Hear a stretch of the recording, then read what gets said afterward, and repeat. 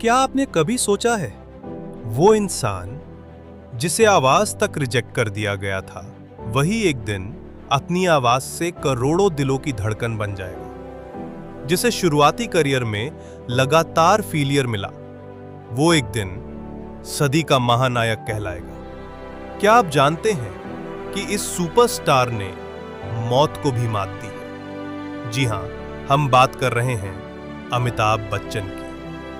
आइए जानते हैं उनकी जिंदगी की वो प्रेरणादायक कहानी जिसमें है सपने, संघर्ष, गिरावट, वापसी और फिर से उठने की जिद।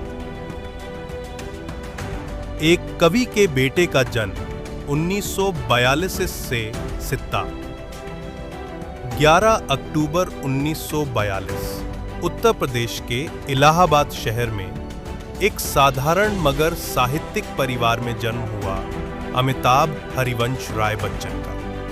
उनके पिता हरिवंश राय बच्चन देश के प्रसिद्ध कवि थे और मां तेजी बच्चन को थिएटर और ड्रामा से बेहद लगाव था। बचपन से ही अमिताभ बहुत शांत स्वभाव के थे, लेकिन पढ़ाई में होशियार।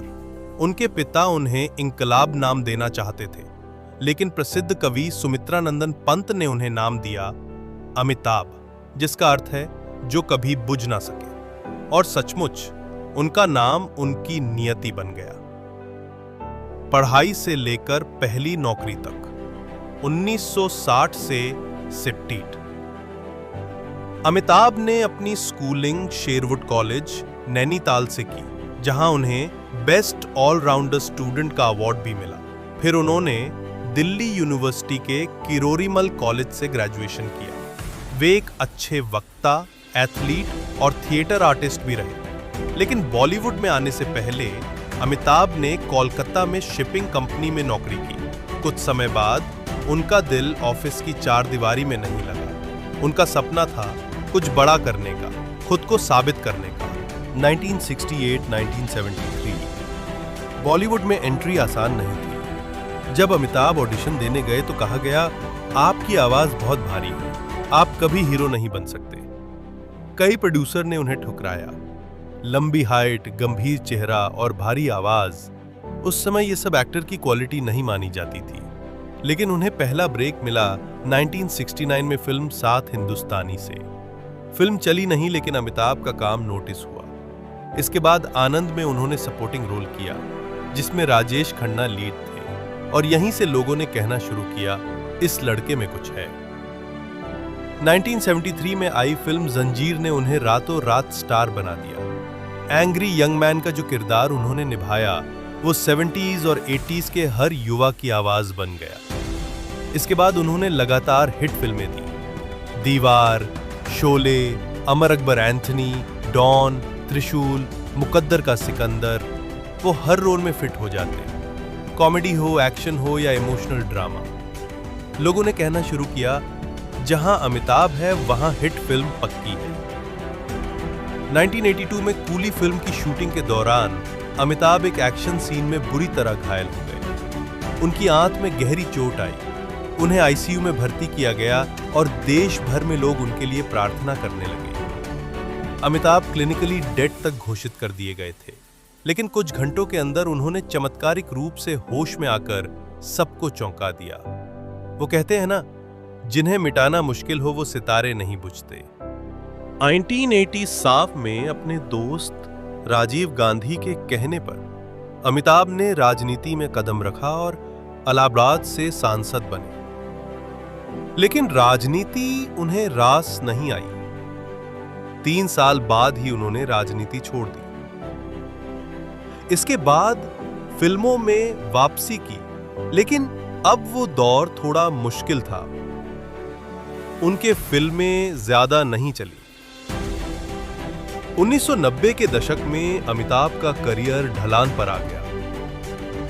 उन्होंने ABCL, Amitabh Bachchan corporation limited नाम से कंपनी खोली, लेकिन कंपनी घाटे में चली गई। इतना बड़ा घाटा हुआ कि अमिताभ दिवालिया होने की कगार पर पहुंच गए।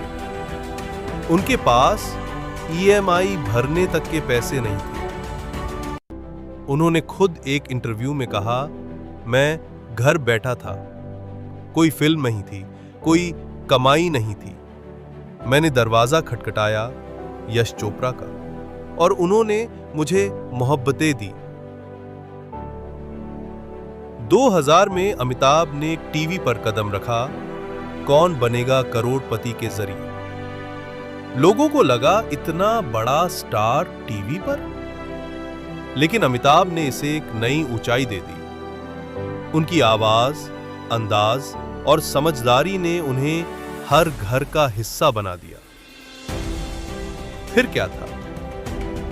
मोहब्बतें, कभी खुशी कभी गम, बागबन, ब्लैक, सरकार, पा, हर फिल्म में वो नए अवतार में दिखे। अमिताभ बच्चन ने 2010 के बाद भी खुद को सीमित नहीं किया। वो युवाओं के साथ कदम से कदम मिलाकर चले। पीकू, पिंक, बदला, गुलाबो सिताबो, झुंड जैसी फिल्मों में उन्होंने उम्दा अभिनय किया। उन्हें पद्मश्री, पद्म भूषण और पद्म विभूषण जैसे देश के सबसे बड़े नागरिक सम्मान मिल चुके हैं। साथ ही 4 नेशनल अवार्ड्स और 16+ फिल्म फेयर अवार्ड भी उनके नाम है। अमिताभ की शादी 1973 में अभिनेत्री जया भादुरी से हुई। उनके बेटे अभिषेक बच्चन भी एक्टर हैं और बहू ऐश्वर्या राय बच्चन भी दुनिया की जानी मानी अभिनेत्री रह चुकी हैं। उनकी पोती आराध्या बच्चन भी अब सोशल मीडिया पर चर्चा में रहती हैं। अमिताभ आज भी हर सुबह 4 बजे उठकर काम करते हैं। 82 साल की उम्र में भी वो उतनी ही ऊर्जा और मेहनत से काम करते हैं जैसे कोई नया कलाकार करता।